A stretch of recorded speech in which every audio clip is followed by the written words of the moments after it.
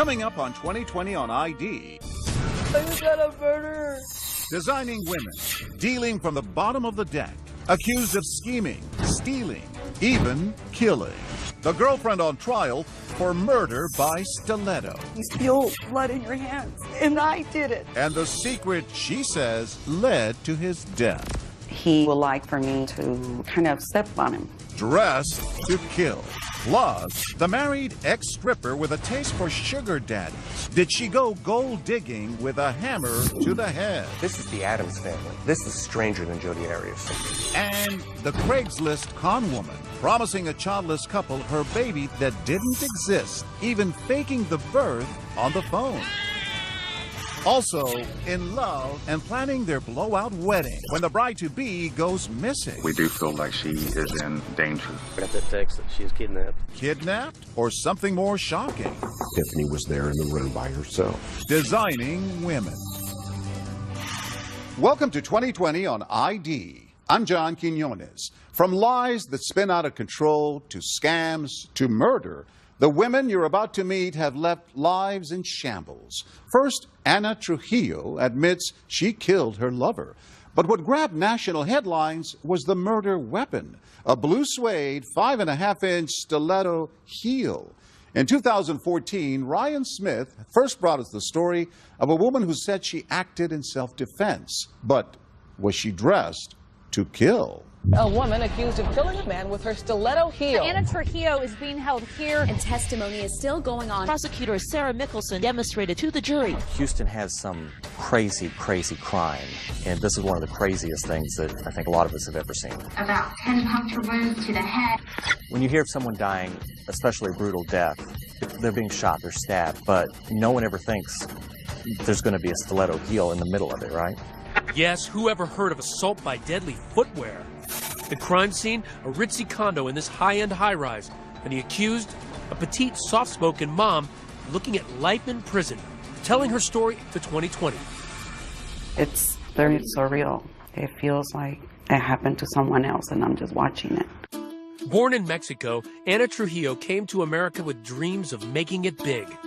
Married twice, the mother of 2 young girls, she was a striking, vibrant young woman who was once the host of a community access show and called herself Anna Fox. Thank you for joining me and enjoying ourselves. The producer said I had a bubbly personality. Is that who you are? That TV host with that bubbly personality? Yes, I am, actually. I'm usually very optimistic. I love life. I love friends. And I just believe in being me. But those big dreams jumped the track as she landed on the hard side of town. Jim Carroll met her at the Lawndale Hotel, where they both once lived. What was she like? She laughed a lot. I mean, she was really cool. She just talked about spirituality and the pyramids and ghosts and the tarot. She was a drifter, floating from job to job, wishing for the right things, attracted to the wrong people. She brought several men to the hotel, and finally I started talking to her. I said, look, you know, we can't have none of that business going on here. And how many men would you estimate this was? 4 to 6 men. One of them was the professor. His name? Stefan Andersson, a naturalized citizen from Sweden who worked at the University of Houston as a medical researcher. Tell me about him. Well, he was very charming. He had a beautiful young spirit. He was a professor, and that is really what attracted me. How did he treat you in the beginning? Oh, he was wonderful. In the beginning, it was all so carefree. Here at the local taco shop, Bodegas, they were regulars, and his friend, Adam Benjamin, remembers the early days of their romance. You can see Stefan right there. So what was Stefan's taste in women? Stefan liked attractive women in heels with nice legs, but he didn't have girlfriends or anything like that. Why do you think he felt so connected to Anna? She was a bad girl. It's the opposites attract. Within weeks, she'd moved on up to his deluxe apartment in the sky.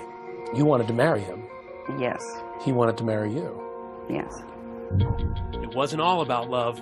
It was also about sex. Kinky sex. Trujillo claims her man had a thing for shoes, and she was happy to oblige. What did he want you to do? He had a shoe fetish. He would like for me to kind of step on him. Step on him? Well, walk on him. He liked a little bit of pain. But just months after they met, that happily ever after began to wear thin. His drinking started concerning me. I didn't know what it was to be with, I say, an alcoholic. He drank a lot, but he didn't seem to be an angry drunk. He seemed like a troubled and gentle soul. A troubled soul who, according to Anna, had a hidden dark side. He was super sweet and nice, and all of a sudden, out of nowhere, he would just turn into this other person. He would just start accusing me of things. Like what? Why did you leave me? How come you didn't take me with you? What would you do when he did this? I would not provoke him. I would just be quiet. Did other people know about this side of him? Did other friends see him like this? He hid it really well. It was a hot summer night when Anna and Stefan go out for a night at Club 5015. They share a bottle of wine, chased by a few shots of tequila. In this case, a combustible mix. Anna is dressed to kill in her 5.5-inch blue velvet stilettos. I had the huge high heels that he loved for me to wear. It made you happy to buy the stiletto that he liked. I had to be very careful because the shoes were so high. Surveillance videos at the restaurant paint a portrait of a good time girl. Take a look as she flirts with a stranger at the bar, then does a sexy chair dance. At first, she and Stefan seem to be having a great night out, but by the time she is ready to leave, he is not. I was going to leave early in the morning to go see my daughter. I wanted to leave, not stay out very long. He kept wanting to stay longer. That decision to go home is the spark, she says, that will ignite a firestorm. Still, the last images captured at the nightclub show Stefan calm as he leaves the bar with Anna. Was he wasted by the time you got to the cab? Yeah. As the cab pulls up, Rosemary Gomez was at the wheel, accompanied by her husband. I was just taking the fare like I normally do. As the couple approaches the cab, Reagan Cannon said Anna was loud and abusive. She tells him, go get a cab. No. In Anna's version of the story, it's Stefan who was getting aggressive. You say he starts getting agitated. I just remember him looking at me angry. Angry from Anna's point of view, but not from the front seat, where Reagan Cannon has some advice for the shy professor. I said, are you a man or a mouse? Come on, dude. I said, what are you doing letting her talk to you like that? It is past 2 in the morning when the taxi drops them off at Dr. Anderson's pad. But you had a funny feeling that something was going to happen. He squeezed my hand and he said, no, I'll be okay. And I told him, I said, I just have a feeling something's going to happen. Look at these photos. Coming home from the bar, walking calmly to the elevator. It was the last time Anderson was seen alive, but Anna claims he was on the verge of a murderous rage. All of a sudden, he just turns around and has a complete different look on him. Angry. As the couple sets foot inside the apartment, her life was about to change irreversibly, and his about to end. He starts to pull me. I still have my shoes on. So he grabs me by my hands. He bangs me against the wall. He kept saying that I was going to leave him and I wasn't coming back. He's screaming and yelling and ranting and just, I saw the way you were looking at those guys. When he threw me over the couch and I fell completely backwards and my head hit, I saw black. Did you feel like your life was in danger at that point? Yes. In the darkness, she reaches for the only weapon she could find, one of those blue stilettos, and starts striking. When I reach down to feel him and you feel blood in your hands, that is a horror of someone you love, and that I did it, that accidentally I did it. I didn't even know that he was bleeding and he wouldn't stop. Nothing is facing them. He's unstoppable. When we come back, Anna Trujillo's emotional call to 911. Are you reporting an assault, ma'am? Yeah, he started beating me up. But is that the entire story? A friend recounts a far different side of Anna. She told me that if anybody ever messed with her, I'll get them with this. And it was a big stiletto heel. Stay with us.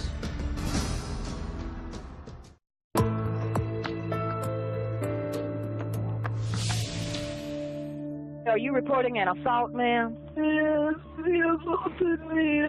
I hit her with my shoe and he's bleeding. He started beating me up. When Houston police received Anna Trujillo's desperate 911 call, they raced to her boyfriend's high-rise condo and walked into a slaughterhouse. The crime scene photos in this case were especially gruesome. The blood spatter, the victim still lying there, It was a tragedy, and it was horrible. The hallway was streaked with blood. The deceased, medical researcher Stephen Anderson, barely recognizable from more than 24 stab wounds to his head, face, and neck, all from the heel of Anna's blue velvet stilettos. Stephen's hair still stuck to the heel. And on a glass table nearby, a macabre sign. Trujillo's Book of Tarot turned to the picture of death.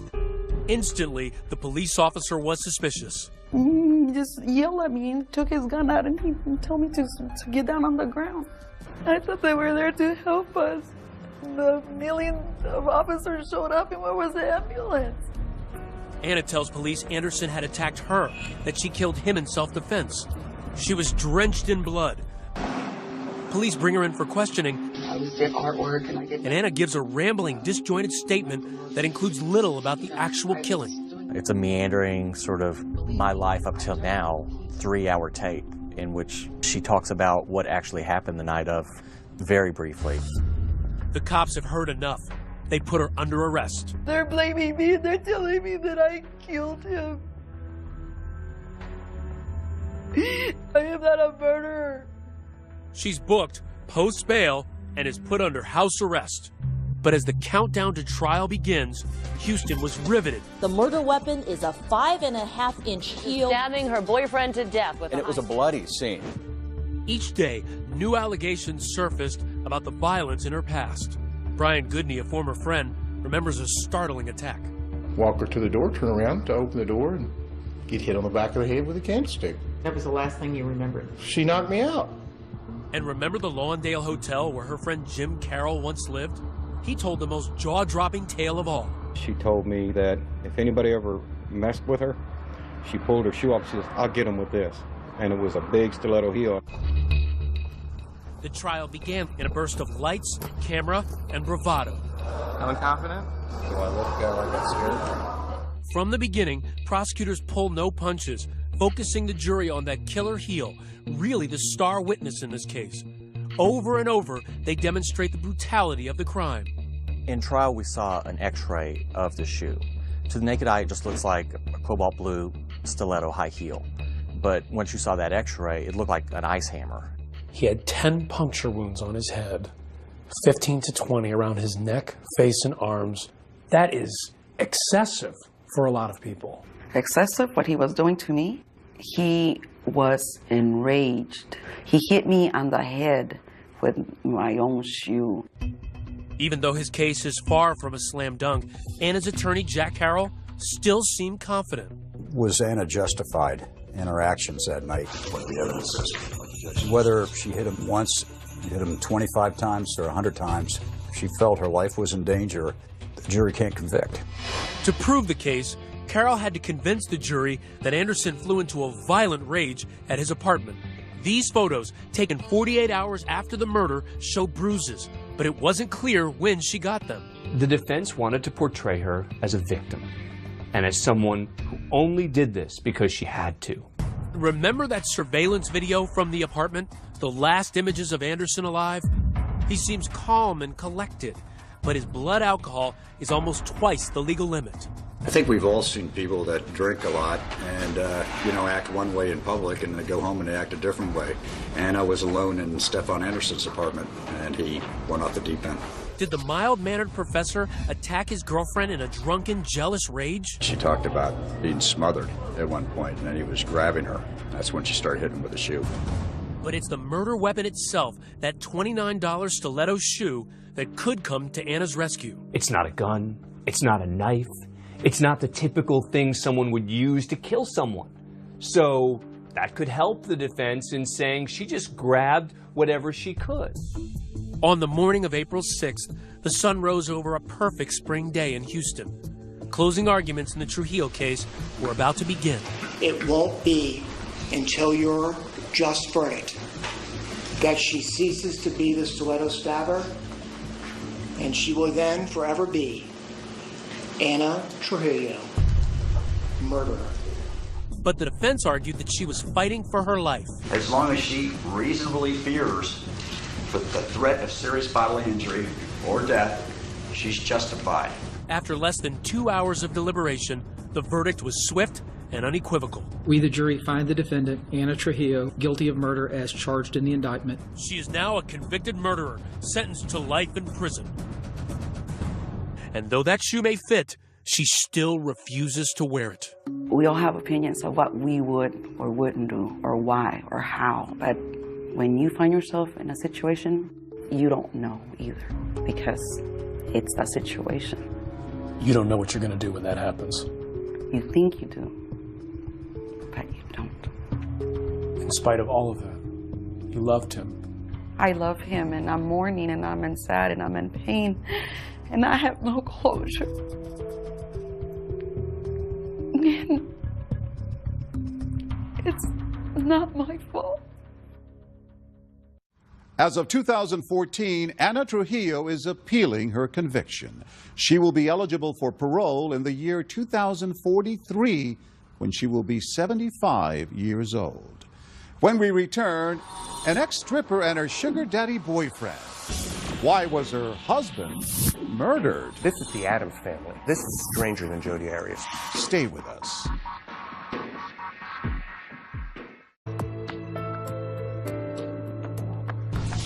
A wife with a secret life, a husband beaten to death, and a case that became a sensation. In 2014, Jim Avila first told us about a troubled couple where infidelity and a thirst for money added up to murder. Phoenix, Arizona, the Valley of the Sun, where hot asphalt seems to bake human tempers, delivering simmering trials and raven-haired killers. Jodi Arias, and now this woman, Marissa DeWaugh. We thought coming into this trial that it was going to be the next Jodi Arias trial, but this is the Addams family. This is stranger than Jodi Arias. Are these the hands of a murderess? Is this the face of a killer? Or is 36-year-old Marissa a victim, so battered by an abusive husband that she bludgeoned 34-year-old David Harrell to death with multiple blows to his head? The 36-year-old Gilbert woman claims she was a victim of abuse, but the prosecution is telling a different story. Marissa DeWaugh could face the death penalty. Killer or victim? The puzzle that has stumped Phoenix, Arizona since January of 2009. From the beginning, just hours after the bloody attack that splattered the couple's master bedroom from floor to ceiling, Marissa DeWaugh tells a story of constant abuse, verbal and physical. How did he hit you? With his fist. Okay, and where was he hitting on your body? On my temple. And he just kept hitting me. Marissa even stands to show police how she says her husband of 9 years raped her on the night of the attack, choking her before forcing her on the bed against her will. So you came home, you didn't want to have sex, didn't you? Got mad. You wake up, he's raping you. Hands are on your neck. He likes that. He likes it because he can hold it right here. Got it. Okay. At times, crying at appropriate times, seeming completely distraught, and yet at other times, she was almost smiling in an uncomfortable way that a seasoned detective would probably look at and at the very least find odd. For police, it was an odd story and an odd victim. Dale and Marissa had met as teens in their hometown of Lake Havasu, Arizona, a party town known for outrageous spring breaks. They met up again years later in their 20s in Phoenix. By then, Marissa had a baby. She was a stripper, and according to her former friend and nanny, Amy Dewey, an opportunistic Marissa saw Dale as a catch. What was the attraction? I think that she saw a man who had just graduated from refrigeration school and had the potential to make money. It was always about the money. Amy lived with Marissa and Dale for a time in Phoenix before their marriage. Was there any sense that Dale was violent in any way? No. She would come home and try to pick a fight with him or try to provoke him, and he would just tell her, I'm not going to fight with you. I love you. Let's work this out. Then came the day Amy was fired after a chilling conversation. If true, it would foreshadow a future grisly murder. She came to me and said, Dale is dreaming about having sex with you. I don't think that's appropriate. I'm concerned for your safety. Dale is dreaming about killing you with a hammer. You have to go. Fast forward to one January night, Dale in his bedroom, critically wounded by, yes, a hammer. My husband was trying to hurt me, trying to call me. In the interrogation room, Marissa plays the battered woman card.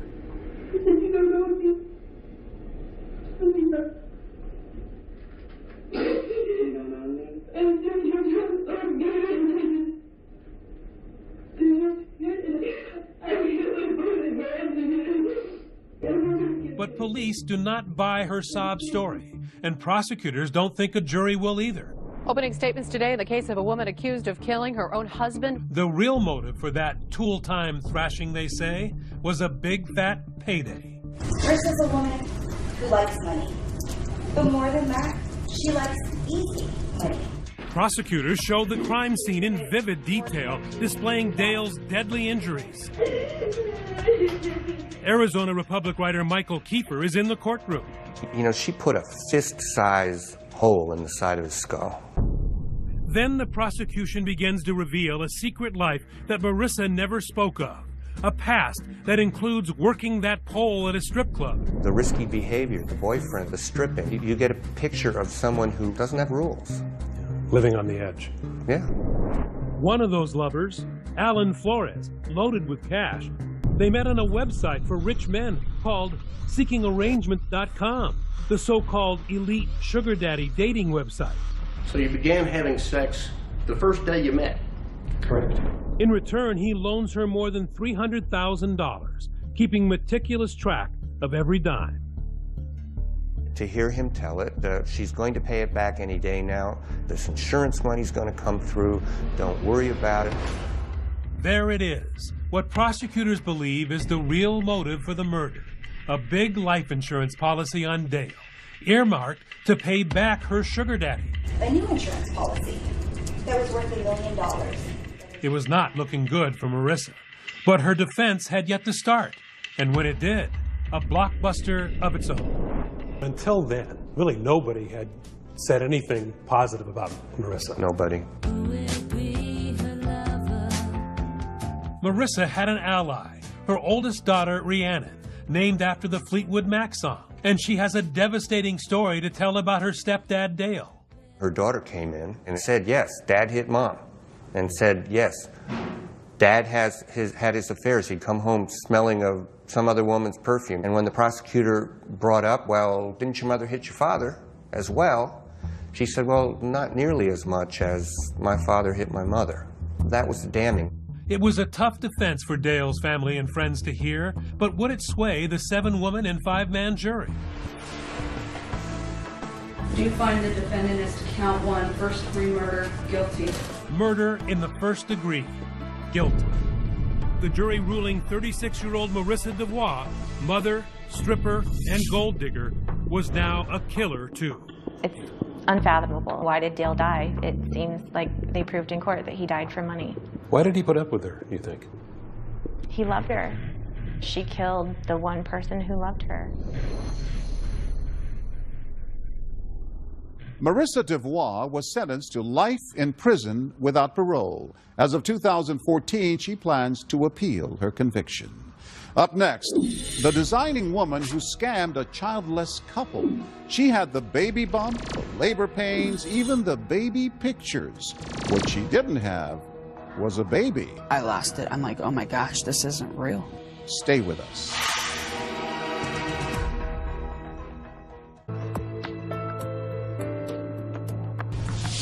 Now, a couple unable to conceive and willing to do almost anything to get a baby. But as Rena Ninen first reported in 2014, little did they know they'd end up victims, not parents. Even before they got married, Mark and Tracy Dzansky, living in a kid-friendly community outside of Chicago, talked about having children. Can't wait to have a little girl and put her in the sundresses and fix her hair. But Tracy was unable to conceive, and going through adoption agencies can be an ordeal. It takes so long and it's so expensive. So the Dzanskys decided to write a heartfelt ad on Craigslist. We want a child more than anything in the world. We are not rich, but we can give that child anything or everything they may need. It's a growing trend, wannabe parents going online to adopt a child. Legal? Yes. Guaranteed? No. Finally, the Dzanskis get the answer they've been waiting for from a pregnant mom almost 1,000 miles away in North Carolina.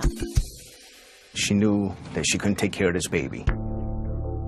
Heather Taylor lives in this trailer and is struggling to make ends meet. She's willing to give Mark and Tracy her baby. So it's time to go shopping. We got a few of the items and all the equipment and whatever else the baby needed here. The local Babies R Us wasn't the only place the Jakinskis were dropping cash. Naturally, during the pregnancy, there were some financial expenses that she said she needed money for. And we didn't hesitate.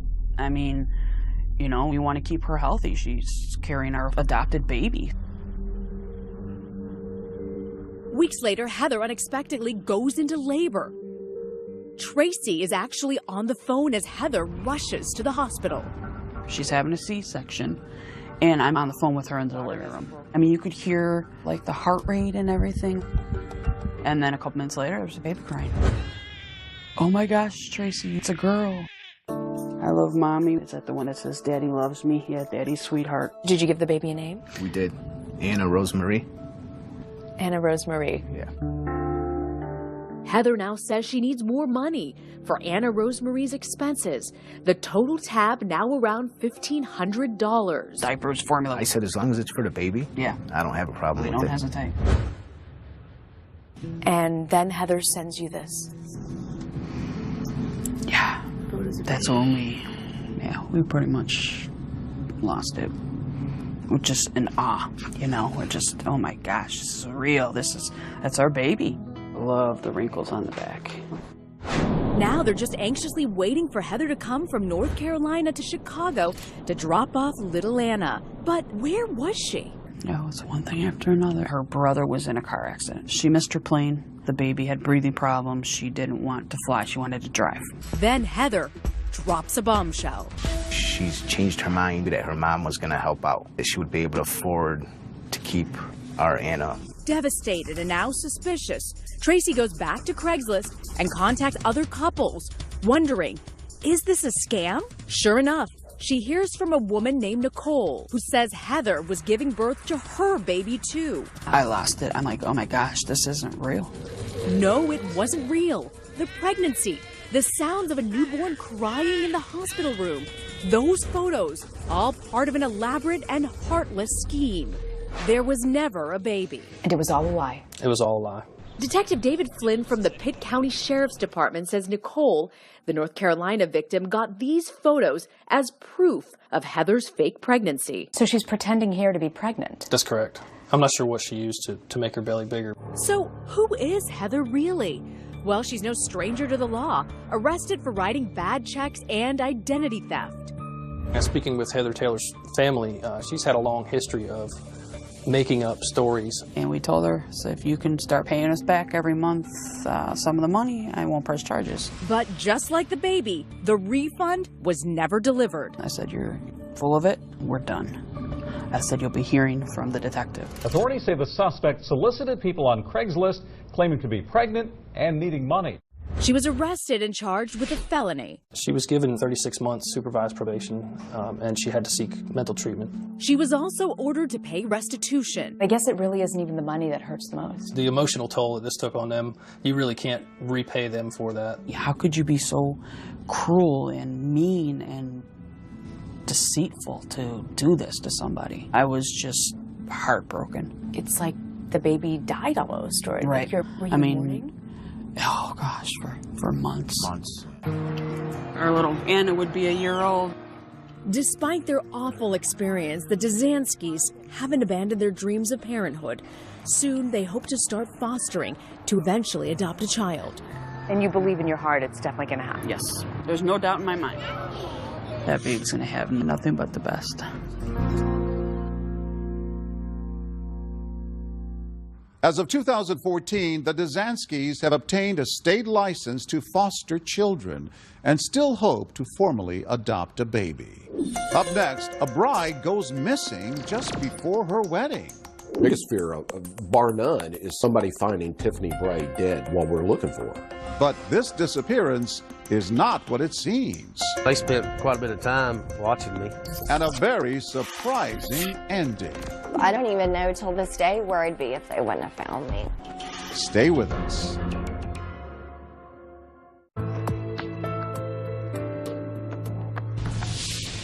A woman about to get married is kidnapped. Authorities track her desperate text message.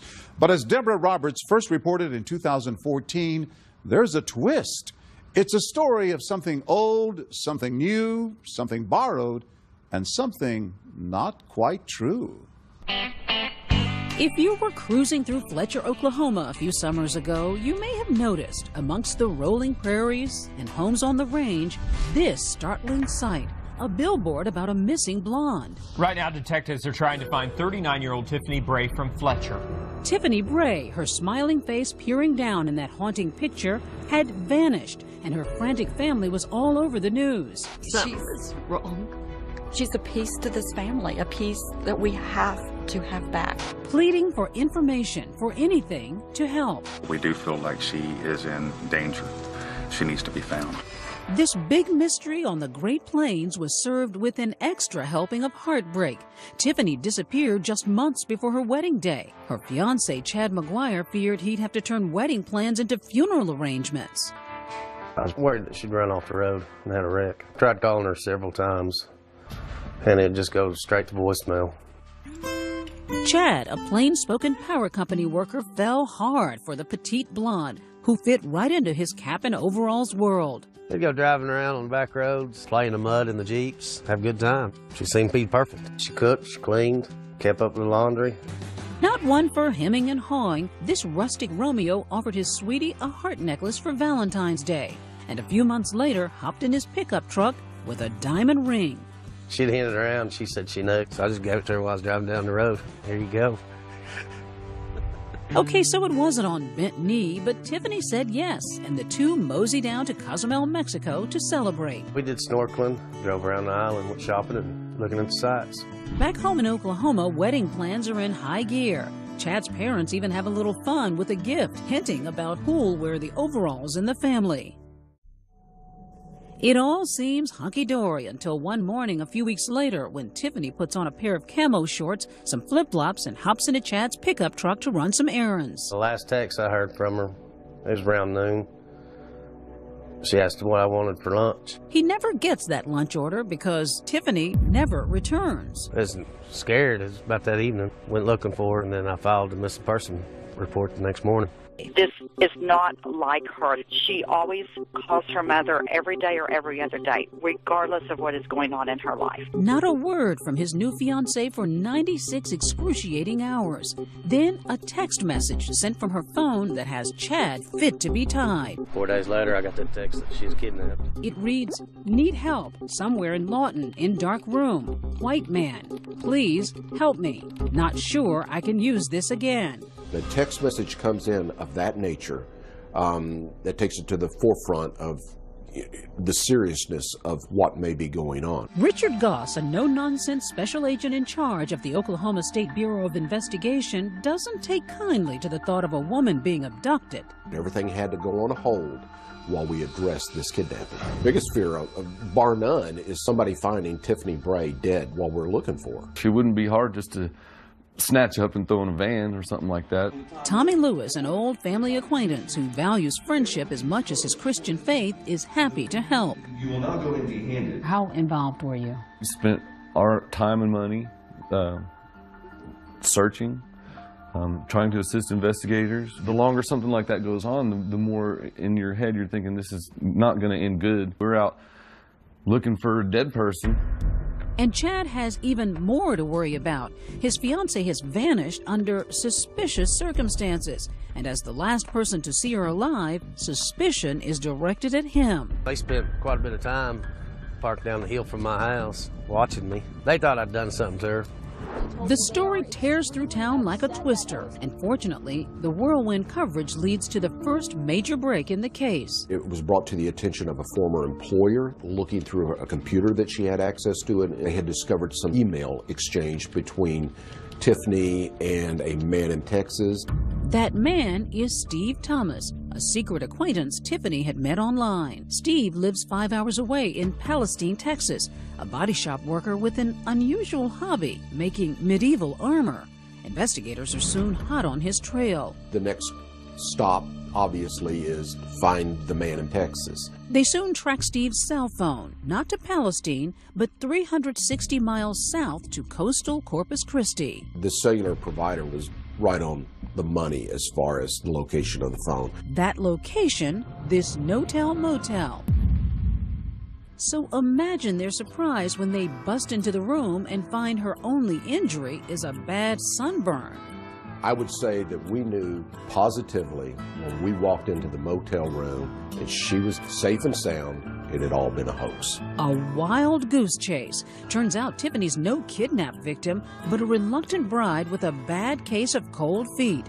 She agreed to tell us her story for the first time, explaining that she dreamed of more than cooking and cleaning for Chad. Chad was a nice guy. I just was not happy with my life. So why didn't you just break it off, say it was a big mistake? I can't answer it. I just felt like I couldn't breathe anymore.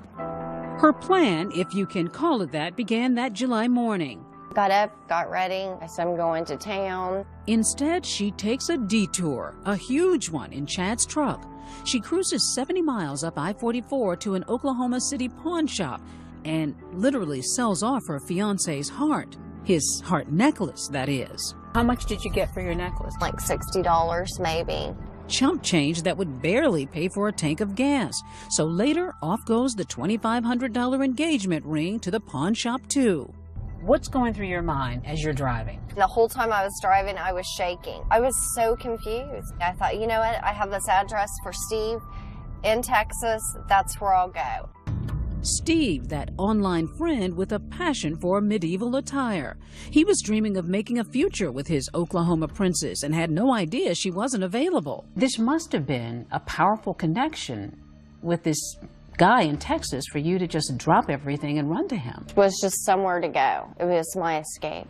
It was my way out. I mean, you had to be thinking, somebody might find me, spot me.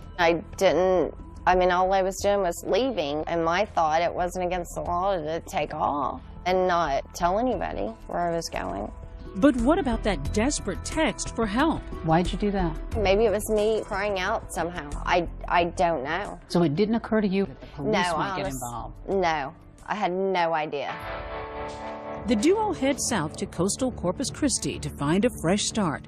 But their new life isn't exactly Camelot. The cash-strapped couple check into that low-rent motel where room 206 goes for about $30 a night. Yes, just like Garth Brooks put it.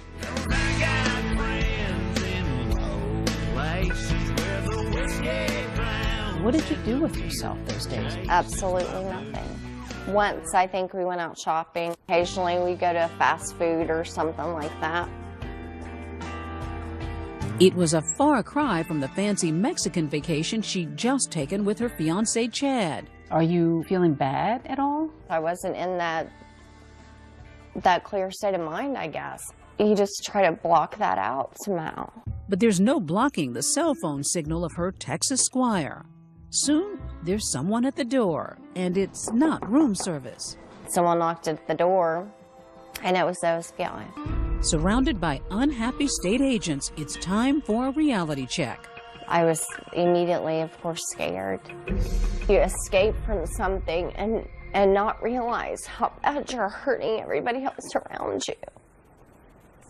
So it's actually very selfish. Finally, this morning, they found her in Corpus Christi with a male companion. Her companion, Steve, wasn't part of the hoax. Police say Tiffany kept him in the dark. But after logging 6,500 miles, spending 685 man-hours, and more than $34,000 on the case, Inspector Goss isn't inclined to forgive. When we arrested Tiffany Bray, I had no sympathy for her at all. The #1 cause of death in law enforcement is traffic accidents. I'll be darned if one of my agents or a law enforcement officer should lose his life for a game.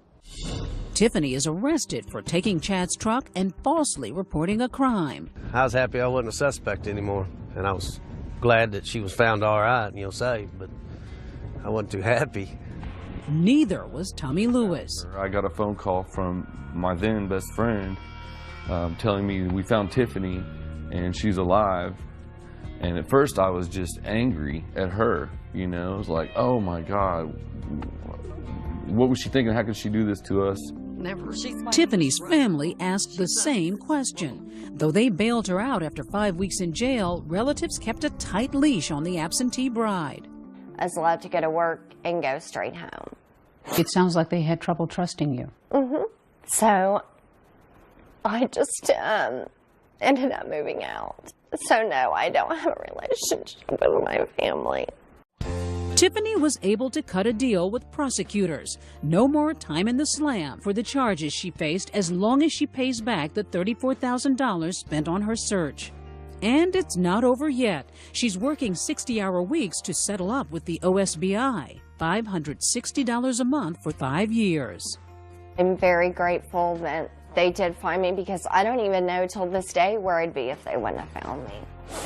I went to counseling because the guilt alone will eat at you every single day. Suffice it to say, the wedding was off, but Chad's achy-breaky heart seems to have mended quickly. If they hadn't come got her stuff, I was going to have a runway bride garage sale. And guess what? There's a happy ending to this tangled love story. Remember Tommy, Tiffany's family friend? We just kind of started hanging out more and enjoying each other's company, and I invited her to church, and the relationship just kind of blossomed. Never forget that history, and that we always use it to guide ourselves in the future. And soon those church bells were ringing for them. Were you worried on the wedding day about whether she was going to show? I'd be lying if I said it didn't cross my mind. What was it that you found in this relationship that you just did not feel that you had in your life before? Love. Never felt like I had that before. As of 2014, Tiffany Bray says she and her husband Tommy are doing well. She continues to make payments to the Oklahoma State Bureau of Investigation. As for her former fiancé, Chad, he says he wishes Tiffany the best and has no regrets. I'm John Quinones. Please join us next time for another edition of 2020 on ID.